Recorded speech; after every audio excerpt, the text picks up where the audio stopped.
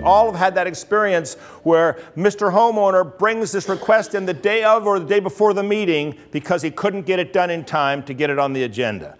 And what do you do about that? Well, most of your documents have a clear understanding that if you don't take action on this within a specified amount of time, be it 30 or 45 days, it's an automatic approval. I don't know if you know that or not, but most CC&Rs say that.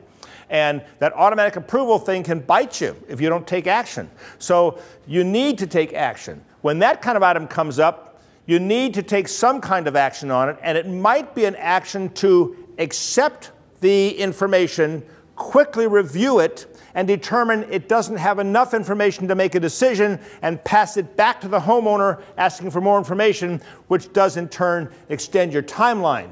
But at the same time, putting it on the agenda and getting it taken care of is nice, except that if that request is going to disturb the neighbors and the neighbors didn't know it was coming, how do we justify talking about that when it wasn't announced on the agenda? Again, it's a balancing act. In architectural requests, there's different ways different associations handle them. Some associations have an architectural committee that has been empowered to make the decisions on those requests.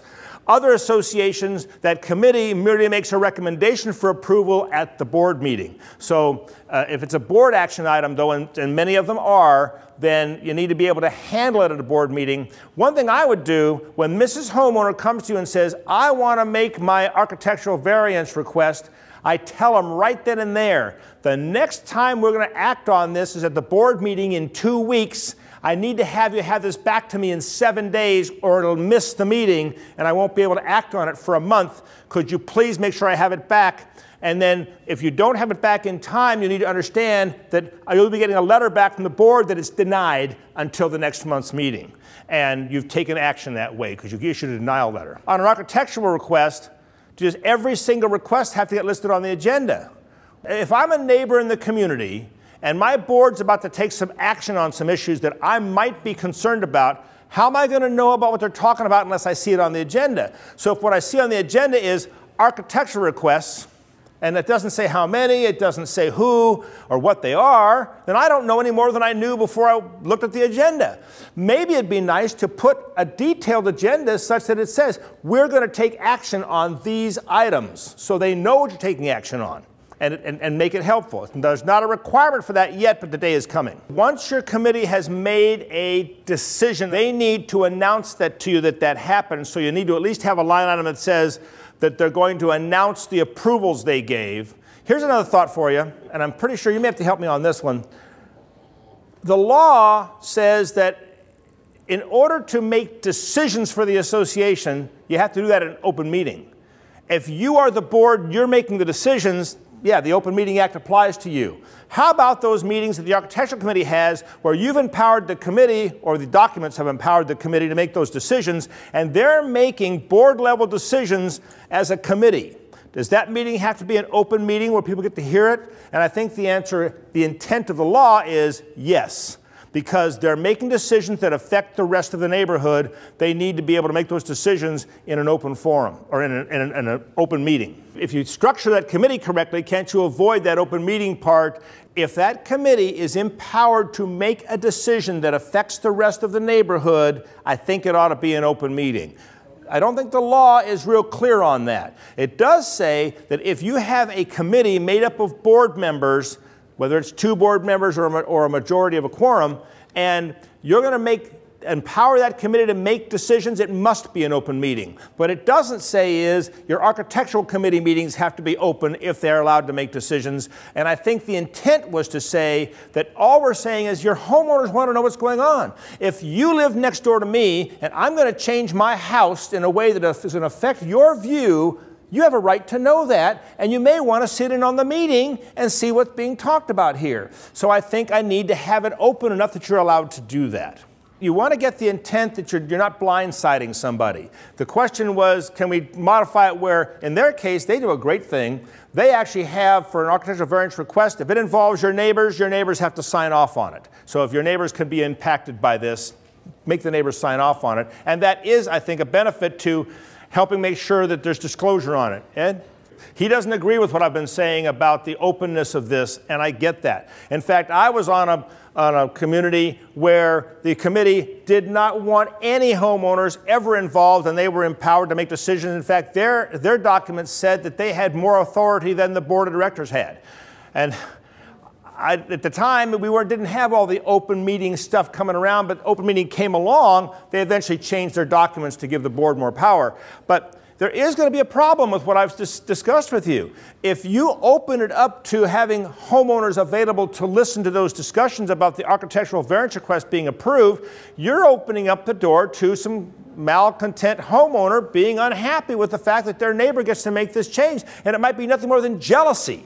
There's nothing wrong with the change they're making. They just don't like it because my neighbor gets to have it and I don't get to have it. And you know what? We can't solve those problems. We have to find a way, though, to be in compliance with your documents and in compliance with the state civil code and be as transparent as you can be. If you think it needs to be quiet and secret to get it done better, but it still complies with everything, I wouldn't have a problem with that. I doubt your manager would either. Are you talking about just notifying the neighbors that there's going to be an architectural change, or saying that the neighbor can approve or disapprove? In fact, the law is pretty clear on that. They don't have the authority to approve or disapprove. We don't have that. It's just that they've been notified, they sign off, they get a notification on it.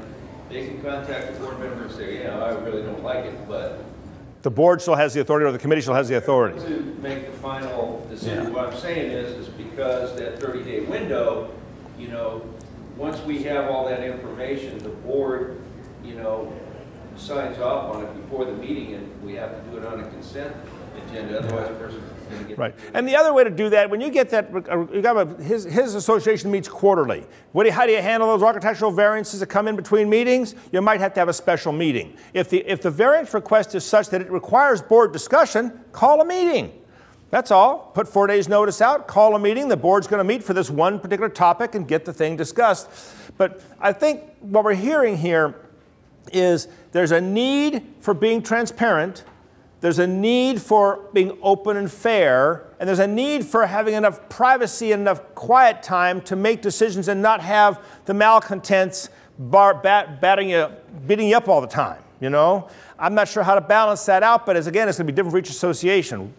So he's saying that if they have an item of variance request come through that they believe might be controversial, they have the whole board go over there and look at it and then discuss it right there. May I ask the question, do you announce that and give 4 days notice before that takes place? No.